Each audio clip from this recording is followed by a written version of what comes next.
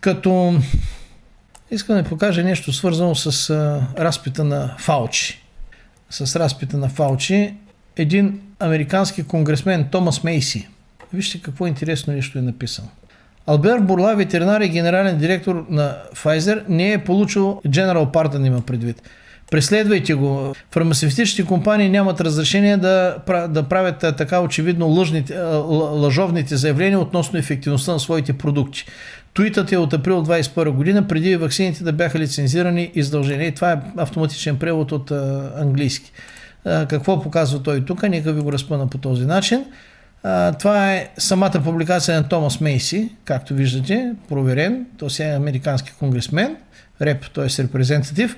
Какво пише на 1 април 21 година? Албер Бурла, моя колега, защото и той завършва ветеринарен лекар. Възбуден съм да споделя, че апдейтнатите анализи от нашата фаза 3 на изследването с BioNTech вече показва, че нашата COVID-19 ваксина е на 100% ефективна и предпазваща от COVID-19 случаи в Южна Африка. 100% Pfizer.com и така нататък. Нито една медицина никога за нито един препарат не е имала 100%. Било антибиотик, било противопаразитно средство, било имунологичен препарат, било хормонален препарат, било каквото ще да е. Медицината 100% не познава и не признава. Значи то лъжите са къса.